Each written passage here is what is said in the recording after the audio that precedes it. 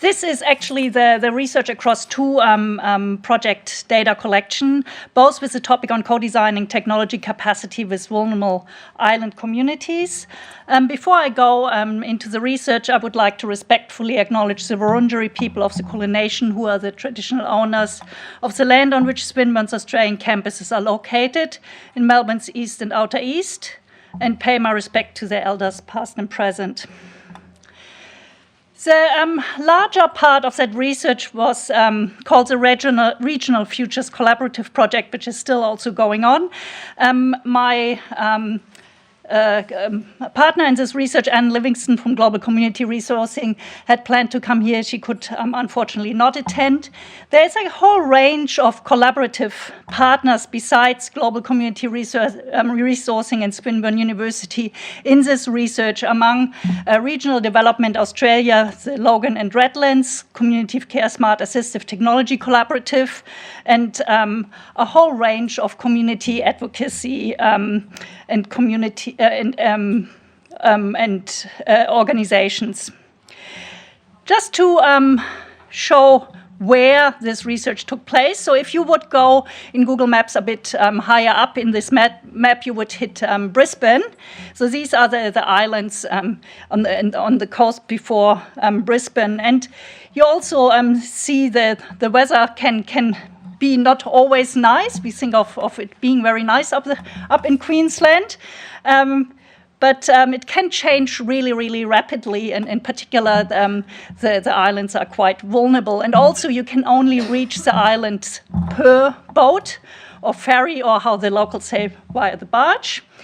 But a lot of the time, it is lovely weather, and you will understand, seeing that picture, why people are really also love living there. In terms of our research and the data collection, so these were two series of co-design workshops with the island communities and partly also with mainland communities here in Australia in Redland Council. In total, it was 70 participants across these two workshop co-design series.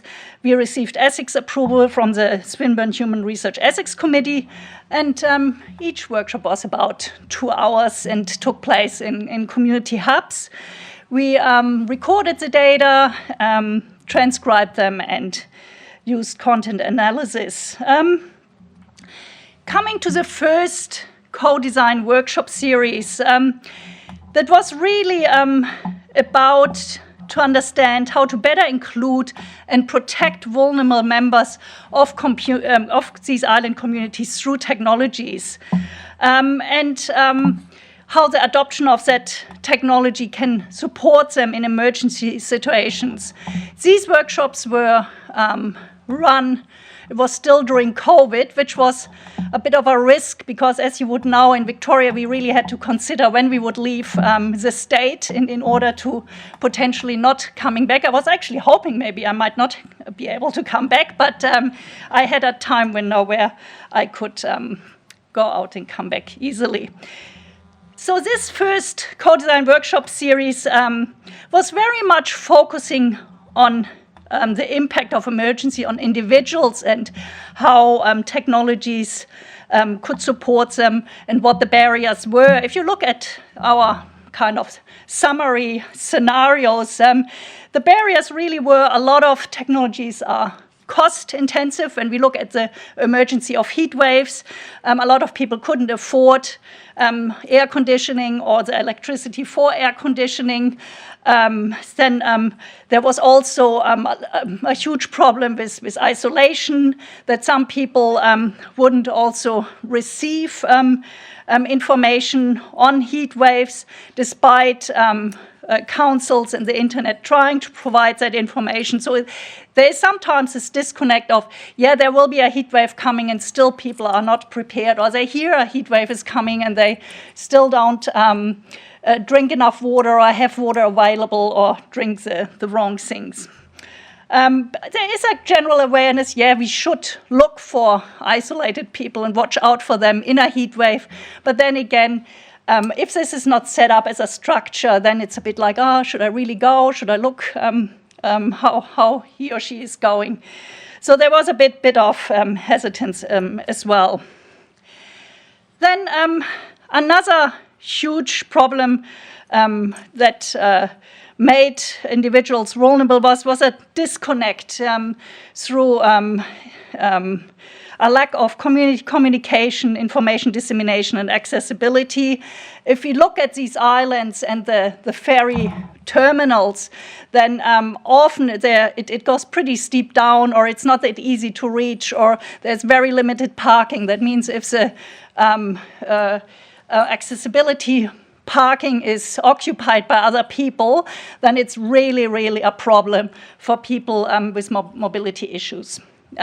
Also, in terms of information dissemination, particularly with non-digital ones, we found these information boards, in particular in one case, but it was completely unclear what is new information, what's old information, who is looking after that information and notice board.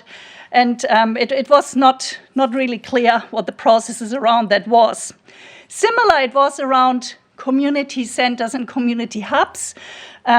Every island had at least one community center and hub, but then there were quite some processes sometimes. Who has a key? When is it open? How do I book it? If I go there and the door is locked or the key is not where it's meant to be, what's happening then?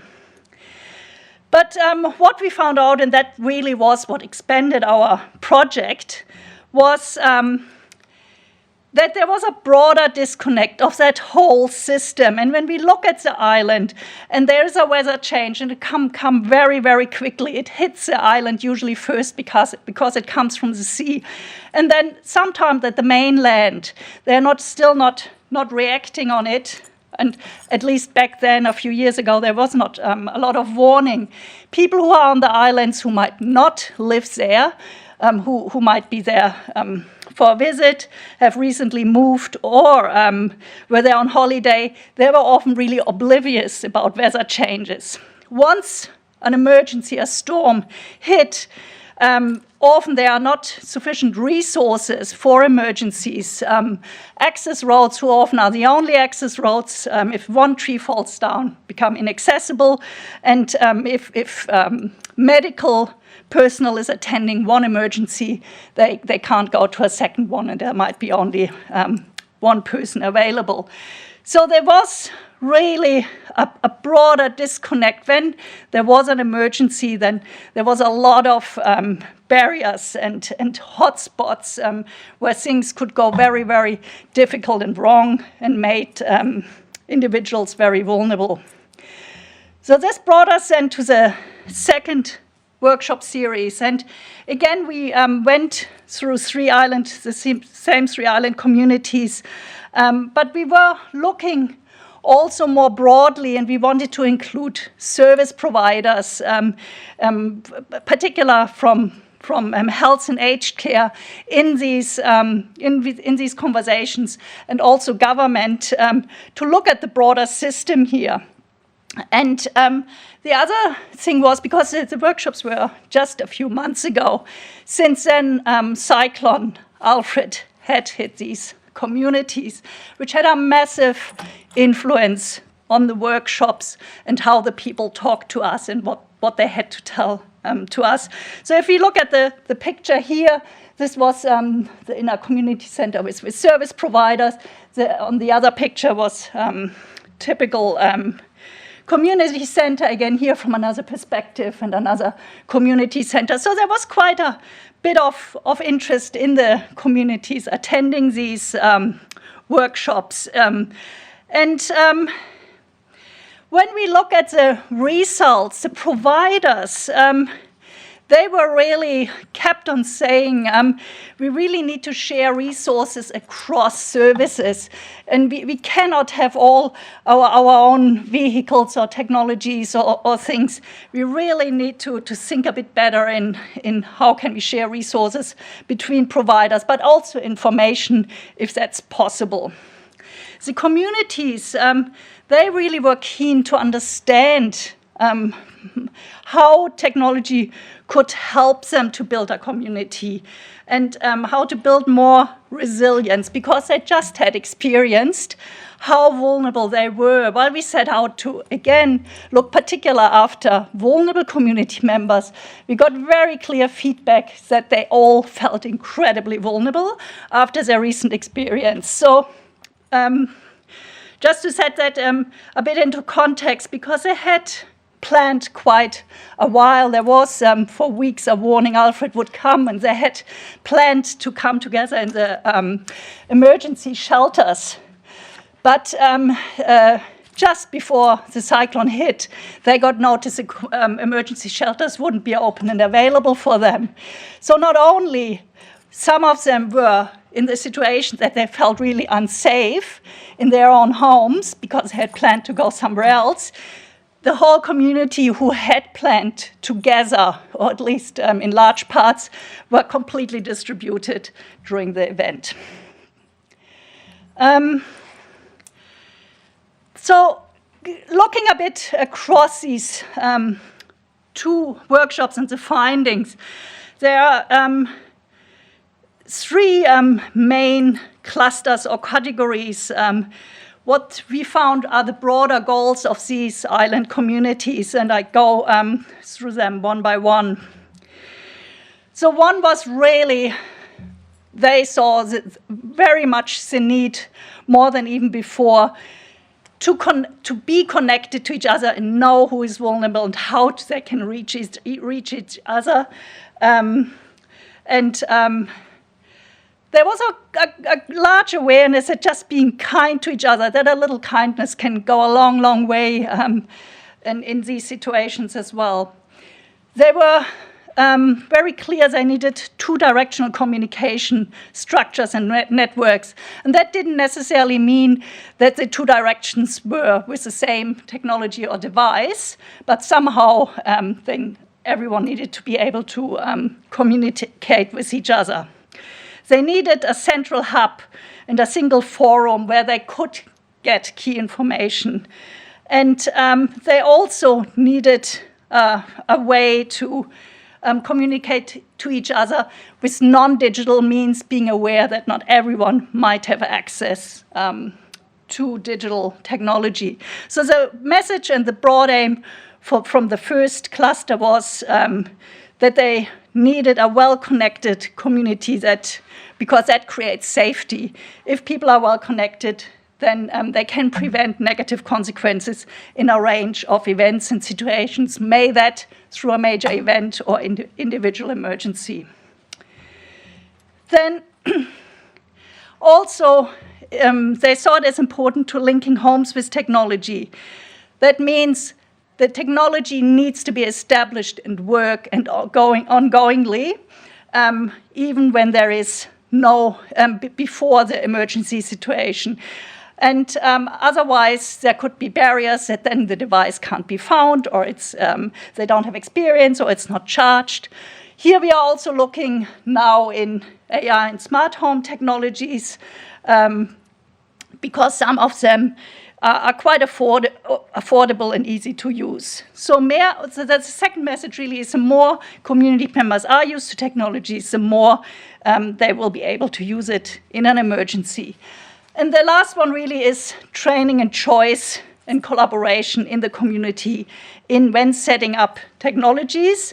And here really comes a large role to the industry and government and service providers to connect people to each other, require stable electricity, backup electricity, internet, and social networks. So with more widespread basic knowledge and experience in technology use, as well as better technology infrastructure, solutions can be better integrated and targeted.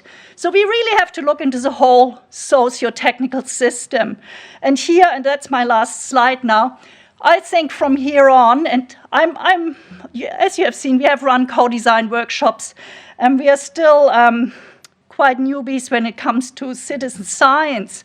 But we suggest that citizen science collaborative approach could be the key in providing a workable solution long term to increase the safety.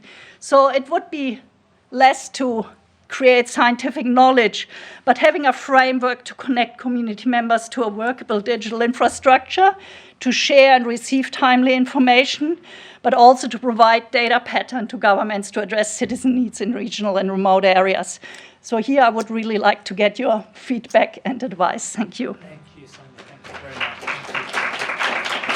Just over the 15-minute mark, so we'll keep the questions to when we have a little...